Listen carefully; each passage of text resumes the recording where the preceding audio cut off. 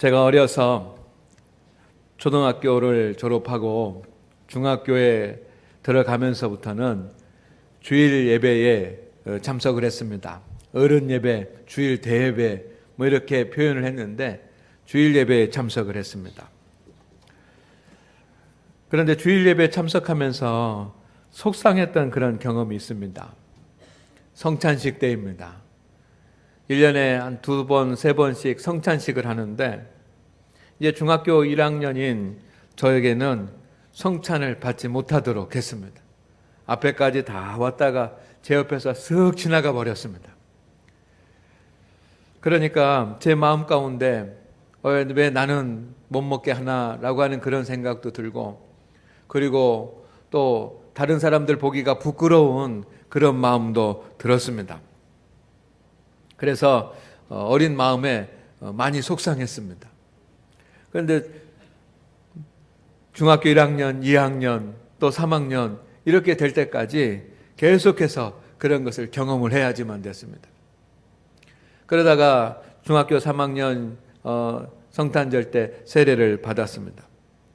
그리고 이제 처음으로 성찬을 받게 됐습니다. 마음 가운데 소망하던 그런 일이 이루어진 것입니다. 그런데 세례를 받고 처음 성찬을 받을 때 저에게 기억되는 것은 뭐냐면 카스테라가 아주 달콤하고 포도주가 맛있다는 것 뿐이었습니다. 성찬에 대한 이해가 없고 또 성찬에 대해서 알지 못하고 성찬 예식에만 참여했기 때문에 주님을 경험하지 못했던 것입니다. 성도 여러분, 여러분은 성찬식에서 어떤 영적인 은혜를 누리고 계십니까? 얼마나 큰 영적인 은혜를 받고 계십니까? 성찬 예식은 세례식과 더불어서 교회의 가장 중요한 예식입니다. 교회가 있는 곳에는 어디든지 성찬 예식이 있습니다. 주님이 계시기 때문입니다. 그렇지만 이 성찬식에 대한 이해가 없으면, 그리고 성찬식의 방법과 태도가 잘못되면 크고 깊은 영적인 그런 은혜를 누리지 못합니다. 영적인 신비에 도달하지 못합니다. 오히려 큰 믿음의 문제가 되기도 합니다.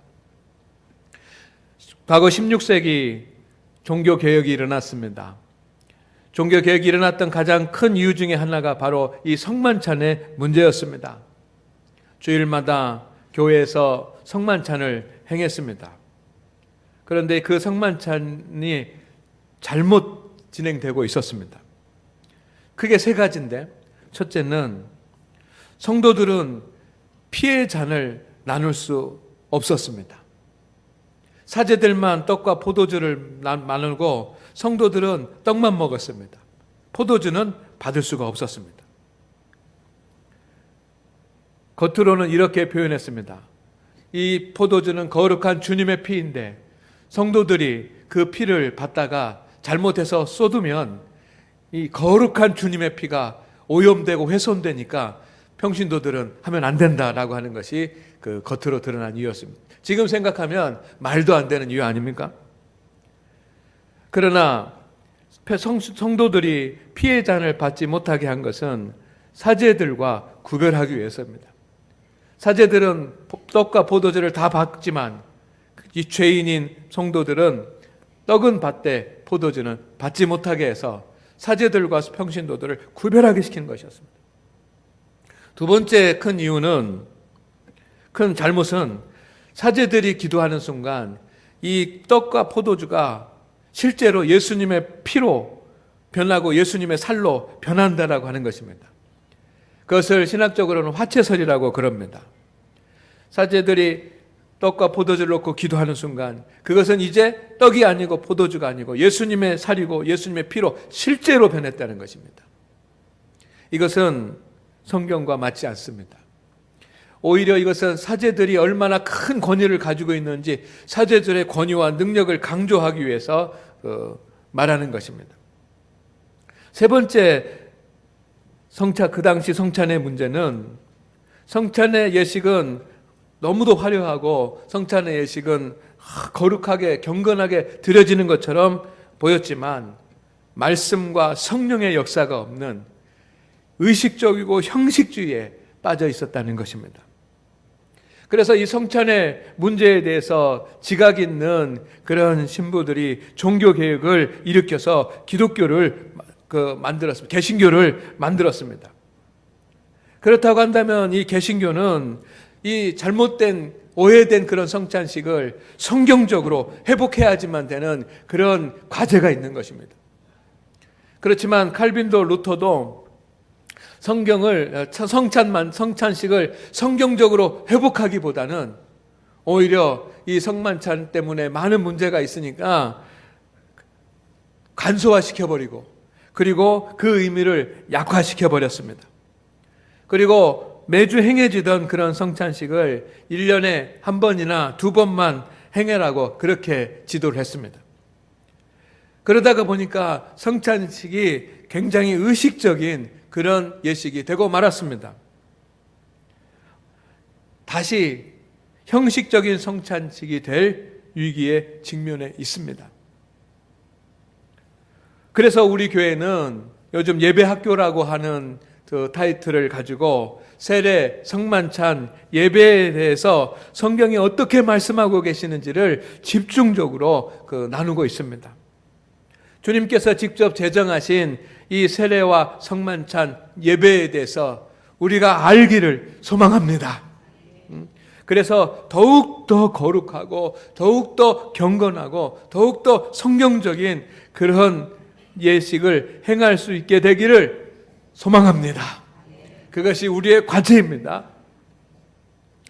성찬식은 교회 예식 중에서 가장 거룩한 신비라고 할 수 있습니다. 하늘 문이 열리고 성도들이 마음의 문을 열어서 주님과 교통하고 주님과 교제하는 시간이기 때문입니다.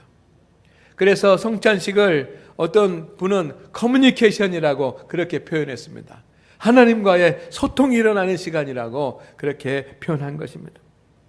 성도 여러분, 우리가 하나님으로부터 받은 은혜가 많습니다. 그러나 그 받은 은혜 중에서 가장 큰 은혜는 성만찬을 행하면서 예수님의 몸과 예수님의 피를 받는 것인 줄로 믿습니다. 죄인인 우리가, 죄의 종으로 살아갔던 우리가 구원받고 하나님의 자녀가 돼서 이 성만찬을 통해서 예수님의 몸과 예수님의 피를 경험하고 기억할 수 있으니, 그 잔치에 참여할 수 있으니, 그런 잔치에 참여할 수 있는 권리를 얻었으니, 은혜를 받았으니 이것이 얼마나 귀한 일입니까? 앞으로 2주 동안, 오늘부터 2주 동안 성찬에 대해서 말씀을 드릴 텐데, 여러분 성찬의 크고 깊은 그런 은혜의 시간이 되기를 주의 이름으로 축원을 드립니다.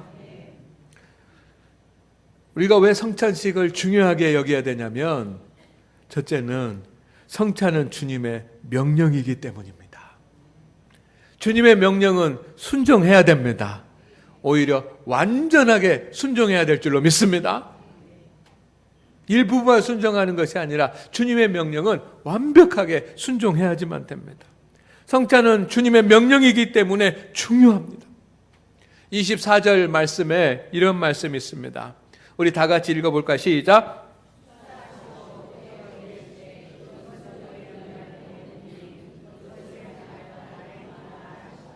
아멘. 이것은 너희를 위하는 내 몸이니 이것을 행하여 라고 말씀하십니다. 필요하면 하면 좋습니다 라고 하는 것이 아닙니다. 시간 있을 때 하라는 것이 아닙니다. 행하라는 것입니다. 주님께서 교회를 세우시고 성찬의 예식을 행하라고 명령하셨습니다. 주님께서 잡히시기 전날 공생의 마지막 사역은 바로 주의 만찬이었습니다.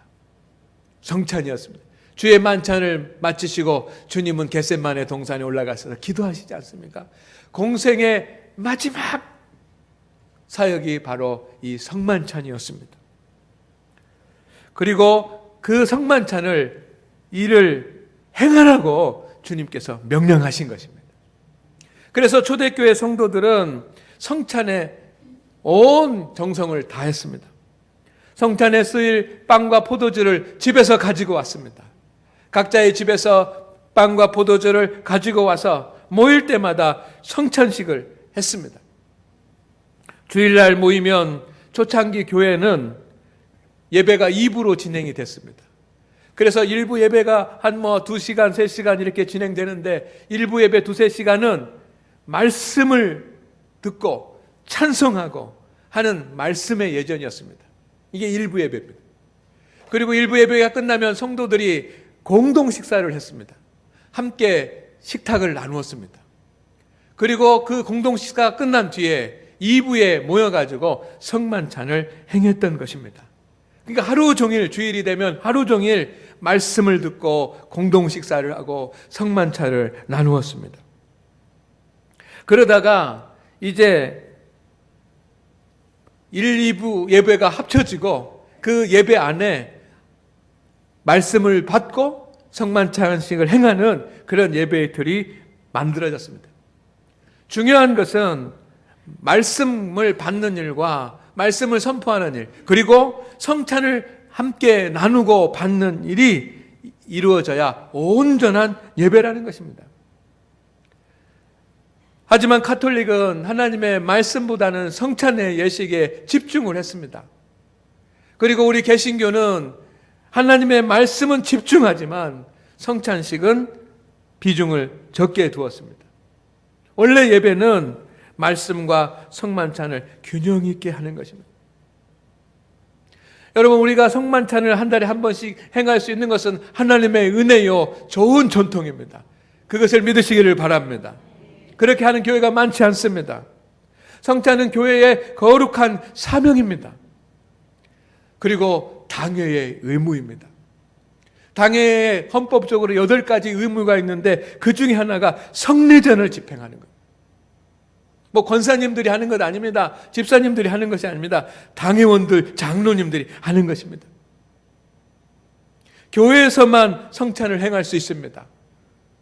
우리가 언제 모였다고 해가지고 성만찬을 행할 수가 없습니다.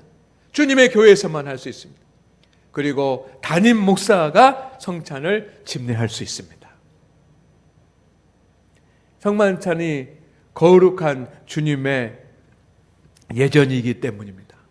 그리고 당회원들이 이 성만찬을 주관을 하게 되어 있습니다.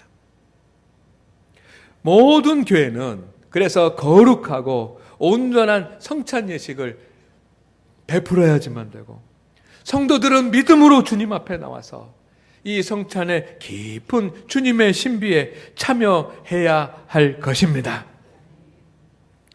두 번째, 성도 여러분, 이 성만찬을 한마디로 표현하면 뭐라고 할 수 있겠습니까? 따라하겠습니다. 성찬은 주님을 기억하는 시간입니다. 여러분, 어디 가서 말씀하실 때 누가 성찬이 무엇이냐고 물어본다고 한다면 성찬은 주님을 기억하는 시간입니다 라고 말하시면 100점입니다. 오늘 24절 말씀을 다시 한번 보겠습니다. 여기 보면은 이를 행하여 나를 뭐하라? 기념하라라고 말씀하십니다. 이 기념하라라고 우리 성경에 표현이 되었지만 이 기념하라라고 하는 말은 따라하겠습니다. 기억하라. 기억하라. 기억하라고 하는 말이에요. 성만찬은 주님을 기억하는 시간입니다. 이것이 핵심입니다. 우리는 세상에 나가서 세상 가운데서 살아갑니다. 직장도 다니고 사업도 하고 공부도 하고 세상 일에 얽매여서 살아가다 봅니다. 그러다 보면 믿음을 가지고 살아야지만 되는데 믿음을 지키고 있다가 주님을 잃어버릴 수 있습니다. 신앙을 잃어버릴 수 있습니다. 그래서 우리는 다시 주님의 교회에 모이는 것입니다. 하나님 앞에 예배를 드립니다. 찬송을 드립니다. 그리고 성만찬에 참여합니다. 이 성만찬에 참여하면서 주님을 기억하는 것입니다. 우리 모두가 다 주님의 몸을 먹고 주님의 피를 먹습니다. 그러면서 우리는 먹고 마시는 데만 의미가 있는 것이 아니라 먹고 마시면서 몸을 우리에게 주시고 피를 다 쏟아주신 예수 그리스도를 기억하는 것이 성만찬입니다. 여러분, 성만찬을 드릴 때마다 여러분의 머릿속에, 마음속에, 심령 속에 예수님이 기억되기를 주의 이름으로 축원을 드립니다. 그리고 성만찬에 참여할 때마다 잃어버린 예수님을 다시 생각하고 예수님을 기억하셔야지만 됩니다. 그것이 온전하게 성찬에 참여하는 것입니다. 예수님의 제자들은 주님 부활 승천하신 뒤에 즉시 모여서 예배를 드리면서, 교회를 세우고 예배를 드리면서 성만찬을 행했습니다. 그리고 최후의 만찬을 행하신 주님을 생생하게 기억을 했습니다. 예수님의 어떤 모습을 우리 기억해야 될까요?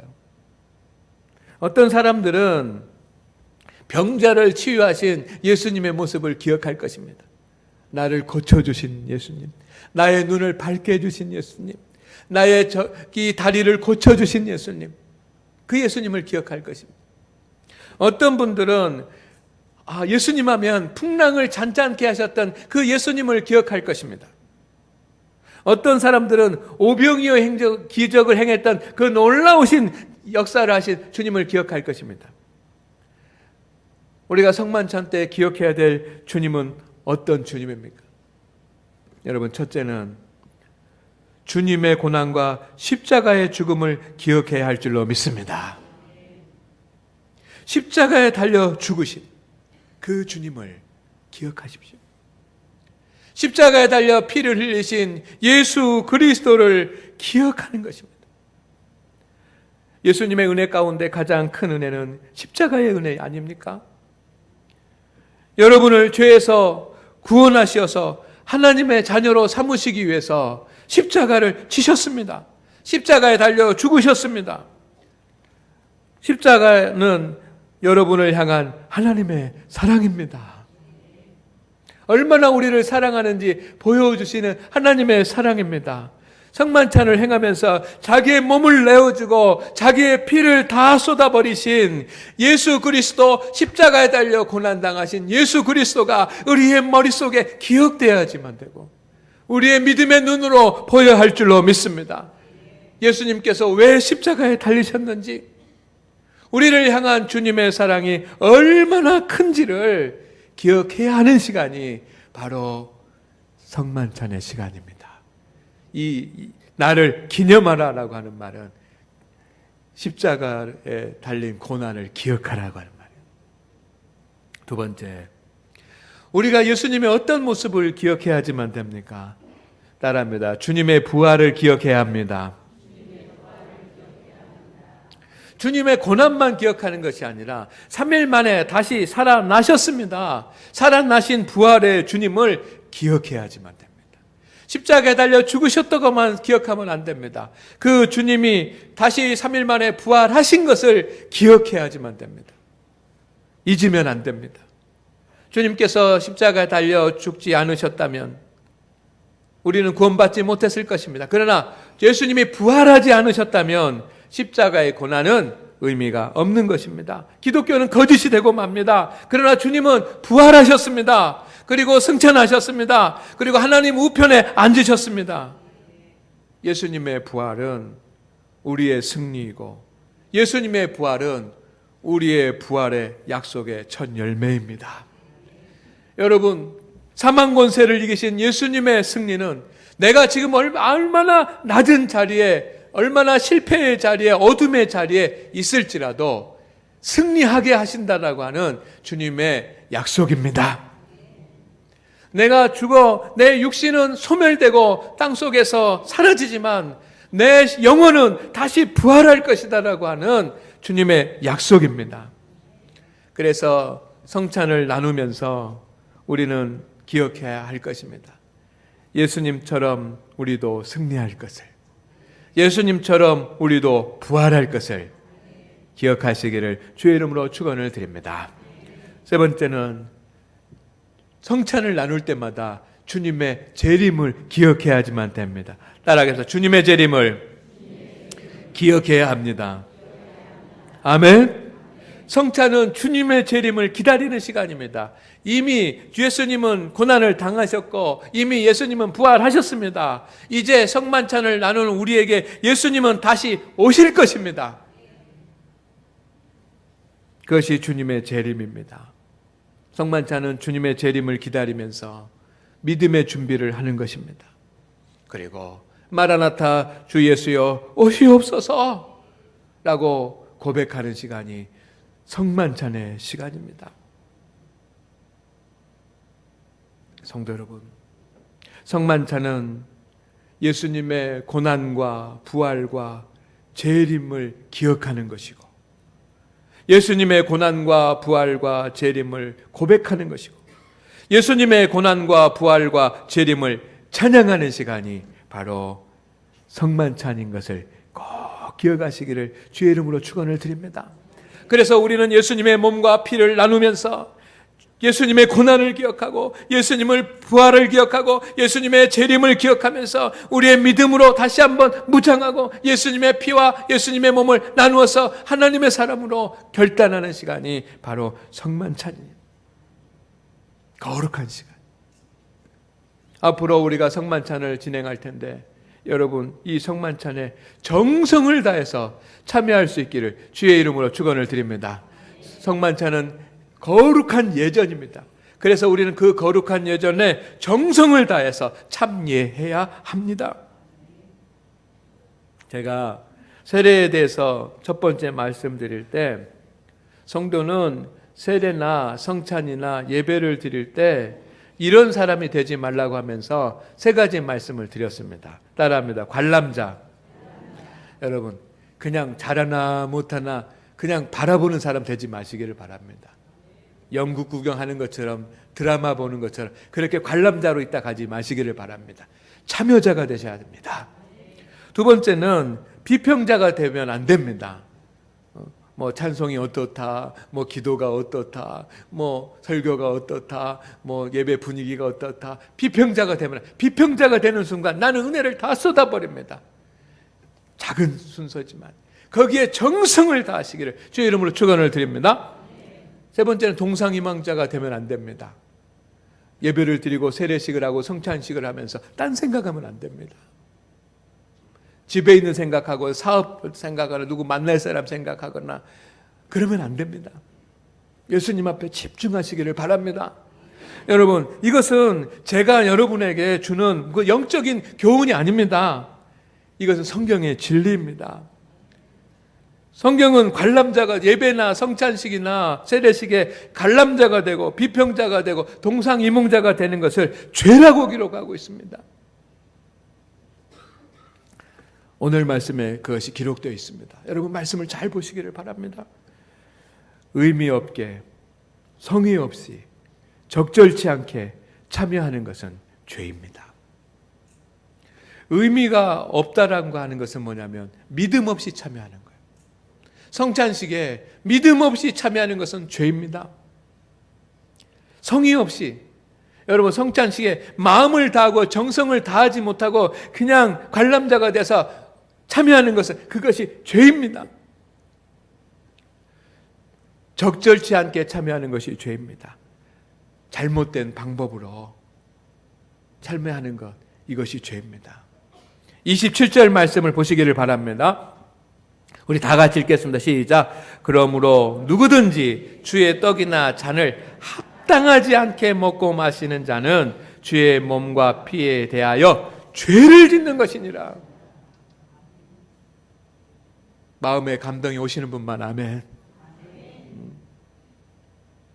합당치 않게 주의 몸과 주의 피를 나누면서 합당치 않게 먹고 마시는 것은 주님에 대한 죄를 짓는 것이다. 합당치 않게라고 하는 말이 무슨 뜻이냐면 의미 없게 성의 없이 적절치 않게라고 하는 말이에요. 여러분 우리 죄 짓지 맙시다.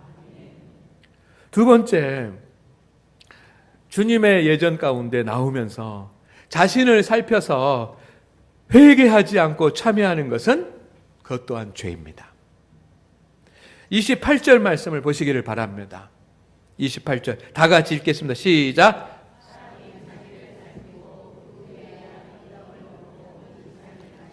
아멘. 그냥 아무 생각 없이 먹고 마시지 말라는 것입니다. 이것이 죄라는 것입니다.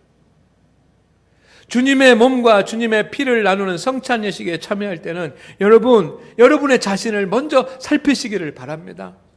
예배 전부터 시작해서 자신을 살펴서 내가 떡과 잔을 나누기에 합당한 사람인가?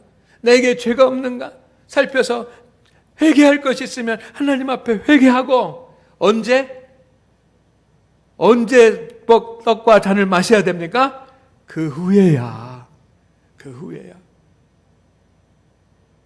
그런데 우리는 그냥 와가지고 그냥 먹고 마신다면 이것이 형식적인 성찬식이고, 그러는 성찬식에 참여해서 우리가 어떻게 은혜를 받고 하나님의 은총을 누릴 수가 있겠습니까? 세 번째, 마지막입니다. 여러분, 주님을 모르고 떡과 포도주를 주의 몸과 피로 인정하지 않고 마시는 것은 죄입니다. 29절 말씀 우리 다 같이 한번 읽어보겠습니다. 시작. 주의 몸을 분별하지 못하고 먹고 마시는 자는 자기의 죄를 먹고 마시는 것이니라. 주의 몸을 분별하지 못하고 성찬식에 참여하면 거룩한 성찬식에 주님의 몸과 피를 나누는 것 같지만 죄를 먹고 마시는 것, 죄를 짓는 것이라는 것입니다. 분별하지 못하라고 하는 말은 무엇입니까? 무엇을 분별하지 못하고? 주의 몸을 분별하지 못. 첫째는 주님을 모르고. 여러분, 주님을 알기 위해서 노력하시기를 바랍니다. 주님을 영접하시기를 바랍니다. 주님을 믿으시기를 바랍니다. 그리고 주님을 분별해서 성찬을 받으십시오. 그리고 두 번째는 이 떡과 포도주가 주의 몸과 피다라고 인정해야지만 되는 것입니다. 우리의 눈으로는 떡으로 보이고 포도주로 보이지만 하나님 앞에 기도하고 우리가 성령의 인도를 하시니 그것은 이 세상에서는 떡과 포도주일지 모르지만 믿음의 눈으로는 그것이 예수 그리스도의 몸이요 예수 그리스도의 피이기 때문에 내가 예수 그리스도의 몸을 먹고 예수 그리스도의 피를 나눈다라고 그 인정하고 받아야 될 줄로 믿습니다. 그냥 먹고 마시면 죄라고 하는 것입니다. 그래서 성만찬은 가장 거룩한 예식이면서 동시에 두려운 예식이 되는 것입니다. 사랑하는 우리 장안교회 성도 여러분, 저는 우리 교회가 거룩한 교회가 되기를 원합니다. 예전도 거룩하고 예전에 참여하는 성도들도 거룩하기를 원합니다. 주님은 성찬 예식을 통해서 우리를 만나 주시고 우리에게 은혜를 주시고 능력을 주실 것입니다. 그러기 위해서 우리는 성찬 예식에 대해서 바르게 알아야지만 됩니다. 여러분, 주보에 세례식에 대해 성찬식에 계속 기록하고 있는데 여러분 이것을 읽고 말씀을 묵상하면서 성찬 예식에 대해서 바르게 알고 그리고 온전하게 참여해서 성만찬을 나눌 때마다 거룩하고 하나님의 준비된 큰 은혜를 받는 성도들이 됩시다. 기도하겠습니다. 하나님 아버지, 오늘 우리가 성만찬을 행하시게 하신 주님에 대해서 기억을 합니다. 성만찬을 행할 때마다 고난의 주님, 부활의 주님, 재림의 주님이 기억되게 하여 주시옵시고 합당하게 분별하여 온전함으로 성찬에 참여해서 성찬의 은혜를 받는 우리 성도들이 되게 하여 주옵소서. 예수님의 이름으로 기도드립니다. 아멘.